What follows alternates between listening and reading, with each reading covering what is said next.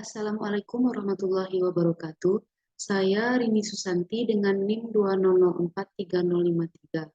Pada video kali ini saya akan menjelaskan mengenai analisis fundamental dan teknikal PT Bumi Research Tbk, di mana materi ini merupakan tugas akhir dari mata kuliah teori portofolio dan analisis investasi, di mana mata kuliah ini diampu oleh Ibu Mayar Aprienti SE MSc. Bahan kajian dari video kali ini yaitu terbagi menjadi dua. Pertama mengenai analisis fundamental, yang kedua itu mengenai analisis teknikal. Nah, pertama saya akan memperlihatkan atau menjelaskan mengenai profil perusahaan, di mana PT Bumi Resource Tbk atau Bumi didirikan pada tanggal 26 Juni pada tahun 1973. Ruang lingkup kegiatan perusahaan meliputi eksplorasi dan eksploitasi kandungan batu bara, termasuk pertambangan dan penjualan batu bara, dan eksplorasi minyak. Nah, saat ini perseroan merupakan entitas induk dari anak perusahaan yang bergerak di bidang aktivitas pertambangan. Perusahaan yang tergabung dalam kelompok perusahaan Bumi ini tergabung dalam kelompok usaha Bakri. Nah, pertama yaitu mengenai analisis fundamental. Analisis fundamental adalah metode dalam melakukan analisis informasi, melakukan proyeksi dari informasi tersebut guna menghasilkan penilaian yang tepat bagi perusahaan. Nah, salah satu bentuk analisis fundamental adalah melalui pendekatan top-down analysis.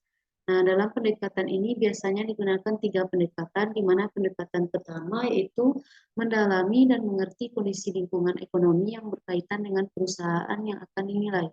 Pendekatan kedua yaitu menyelidiki potensi perkembangan pada industri yang berkaitan dengan perusahaan.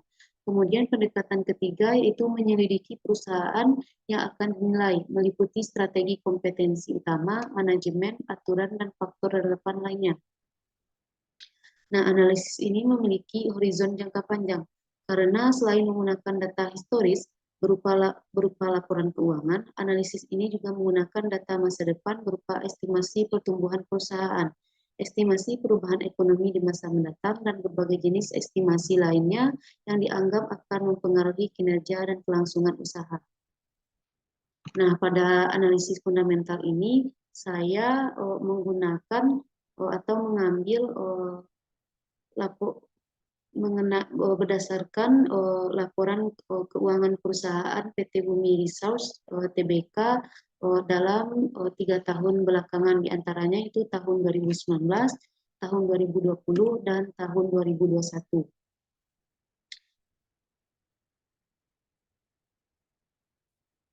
Nah, pada analisis fundamental ini kita juga akan menganalisis rasio keuangan, di mana analisis rasio merupakan alat yang paling sering digunakan dalam melakukan analisis perusahaan.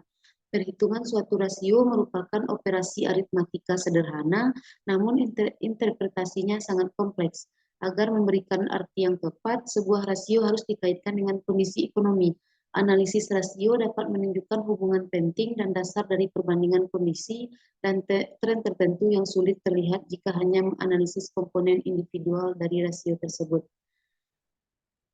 Terdapat 5 rasio keuangan yang akan dianalisis pada PT Bumi Research Tbk ini, yaitu pertama mengenai rasio likuiditas, di mana rasio likuiditas adalah rasio untuk mengukur tingkat kemampuan perusahaan dalam memenuhi utang jangka pendeknya, di mana rumus mencari rasio likuiditas yaitu current ratio sama dengan aktiva lancar dibagi dengan utang lancar.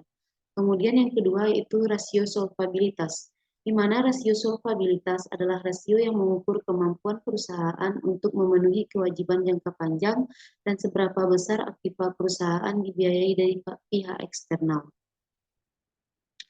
Nah, rumus mencari rasio solvabilitas yaitu debt to equity ratio sama dengan total utang dibagi dengan total modal. Kemudian yang ketiga itu rasio aktivitas, di mana rasio aktivitas adalah rasio yang mengukur kemampuan serta efisiensi perusahaan di dalam memanfaatkan aset yang dimilikinya.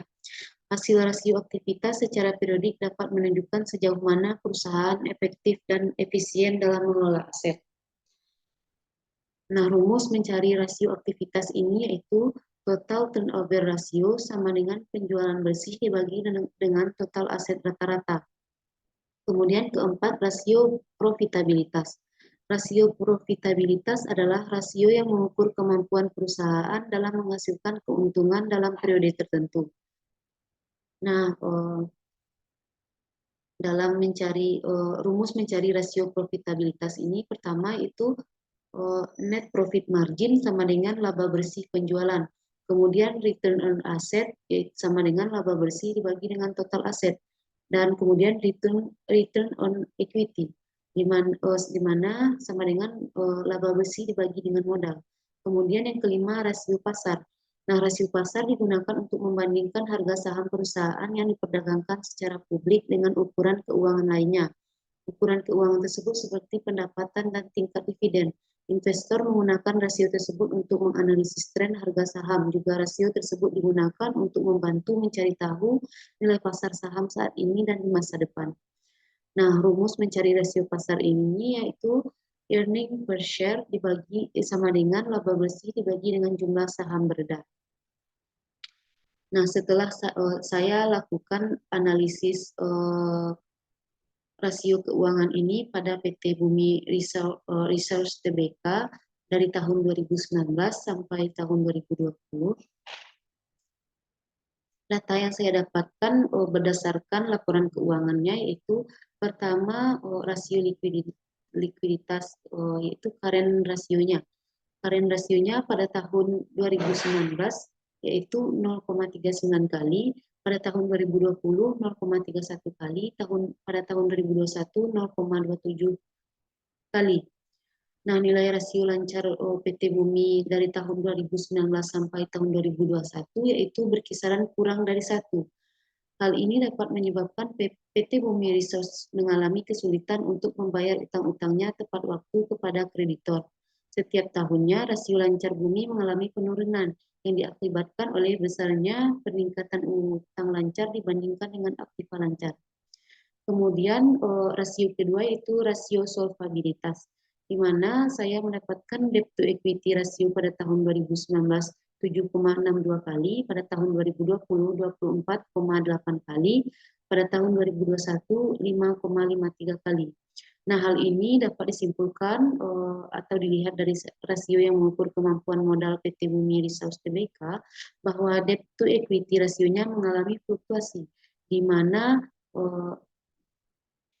debt to equity rasionya tertinggi terjadi pada tahun 2020, yaitu sebesar 24,8 kali. Hal ini dapat disimpulkan bahwa PT Bumi Resource Tbk bergantung pada utang untuk membiayai perkembangannya. Bagi investor, rasio yang tinggi tersebut merupakan investasi berisiko karena perusahaan bisa saja tidak bisa menghasilkan uang yang cukup untuk membayar utang-utangnya. Kemudian yang ketiga yaitu rasio aktivitas.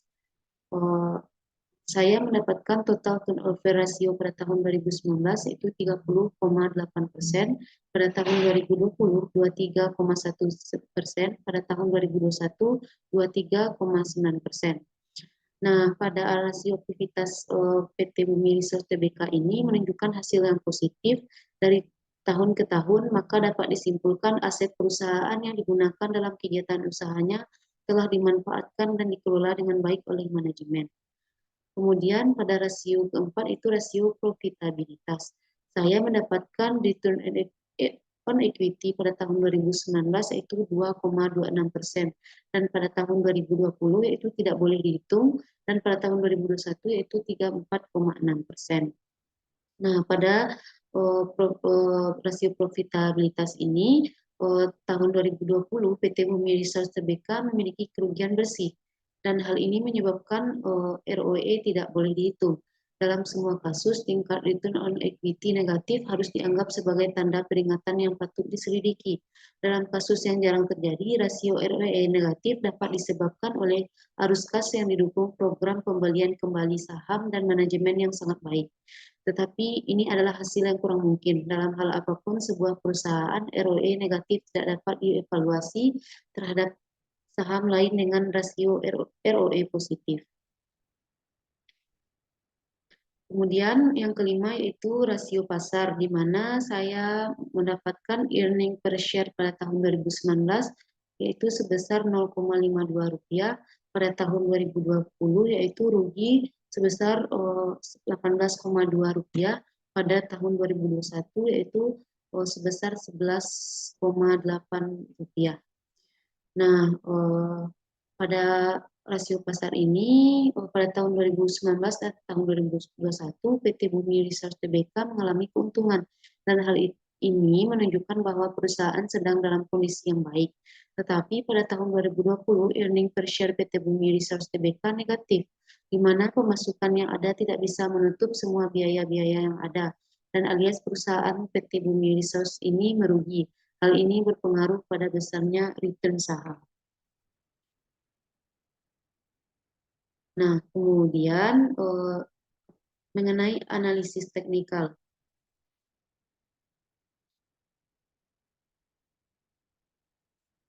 Analisis teknikal bermanfaat untuk memperkirakan harga saham dengan mengamati perubahan harga saham di waktu lampau. Analisis teknikal dapat dilakukan untuk saham satu perusahaan atau kondisi pasar secara keseluruhan dengan menggunakan grafik atau indikator teknis. Dan pada dasarnya, analisis teknikal adalah alat untuk menentukan kapan investor membeli atau menjual saham dengan memanfaatkan indikator teknis atau grafis.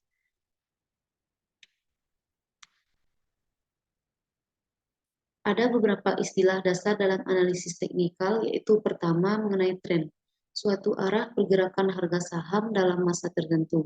Harga saham mengalami kecenderungan kenaikan secara terus-menerus dianggap mengalami tren naik atau bullish. Jika harga saham mengalami kecenderungan turun terus-menerus dianggap mengalami tren turun atau bearish. Kemudian yang kedua itu support, adalah sebuah titik harga terendah dari suatu saham di mana telah beberapa kali terjadi penurunan harga saham, angka tersebut tidak pernah tembus. Kemudian yang ketiga yaitu resistance, adalah titik harga tertinggi suatu saham di mana beberapa kali terjadi kenaikan harga saham, angka tersebut tidak pernah tembus. Kemudian yang keempat yaitu overbought, saham yang memiliki harga rendah akan ramai dibeli investor sehingga harga tersebut akan semakin naik sampai saat investor yang telah membeli di harga yang rendah untuk merealisasikan keuntungan sehingga akan menjual sahamnya untuk memperoleh keuntungan. Hal ini dikatakan sebagai overbought atau jenuh beli.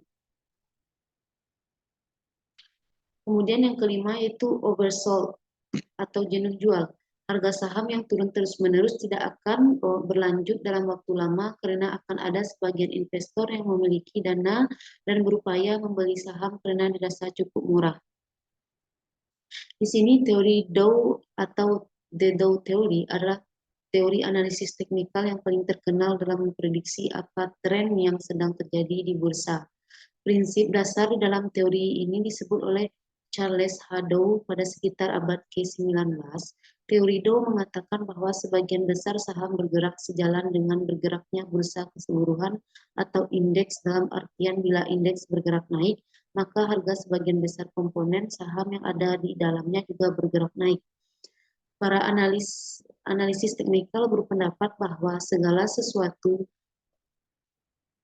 yang terjadi di pasar, baik itu kondisi ekonomi, sosial, politik, budaya, dan lain-lain, itu sudah tercermin pada harga yang terbentuk dari transaksi antara permintaan dan penawaran. Selain itu, harga juga selalu bergerak di dalam tren, naik, turun, atau sideways, dan selalu berulang dari waktu ke waktu.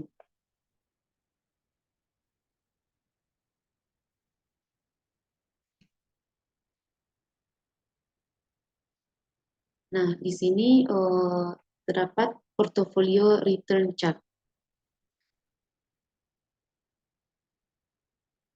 di mana portofolio adalah menu yang menampilkan informasi saldo, keuntungan, dan portofolio saham nasabah. Kemudian, jika jika saham yang ada dalam portofolio berisikan informasi yang berkaitan dengan aktivitas emiten, nah di sini terjadi dua, itu portofolio return chart, di mana uh, portofolio return chart ini di sini kita dapat mengecek mengenai perubahan laba atau rugi portofolio secara harian atau bulanan. Nah, kemudian pada portofolio pribadi ini merupakan menu yang menampilkan informasi saldo, keuntungan, dan portofolio saham eh, saham nasabah, yaitu saya sendiri. Nah, selanjutnya yaitu FIN. FIN ini merupakan laporan keuangan dari PT Bumi Resource Tbk. Kemudian news. News ini dapat digunakan untuk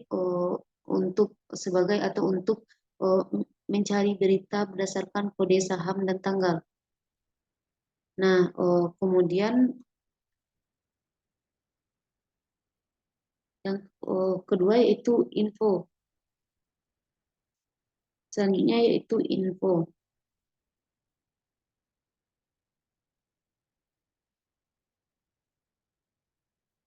Di sini info ini digunakan untuk melihat informasi perusahaan PT Bumi Resource Tbk.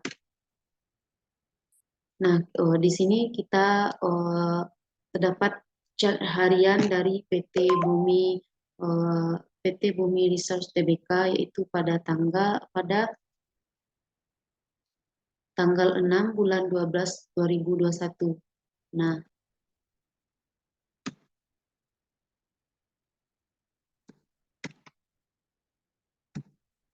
Nah, kesimpulan dari penjelasan saya tadi itu, jika kita melihat kinerja perusahaan dari PT Bumi Resource Tbk dengan melihat laporan keuangan tahunan pada tahun 2019, 2020, dan 2021, dari laporan keuangan tahunan tersebut kita dapat melihat kinerja dari masing-masing manajemen kegiatan PT Bumi Resource Tbk meliputi eksplorasi dan eksploitasi kandungan batu bara, termasuk pertambangan dan penjualan batu bara dan juga eksplorasi minyak. Nah, sekian sedikit rekomendasi dari saya melihat kondisi ekonomi dunia yang masih bergejolak akibat adanya perang dagang antara Tiongkok dengan Amerika Serikat yang dibarengi juga dengan krisis Venezuela serta konflik di Timur Tengah yang sedang hangat antara Arab Saudi dengan Yaman, maka akan berdampak secara langsung maupun tidak langsung terhadap harga komoditas terutama minyak bumi. Oleh karena itu, untuk saat ini di situasi global yang belum terlalu stabil, maka ada kalanya menahan dulu investasi pada emiten-emiten yang bergerak dalam sektor pertambangan, khususnya minyak dan gas bumi, karena kita masih tidak tahu bagaimana gejolak harga komoditas tersebut di masa yang akan datang. Nah, sekian yang dapat saya sampaikan pada video kali ini. Terlebih terkurang saya mohon maaf. Terima kasih. Wassalamualaikum warahmatullahi wabarakatuh.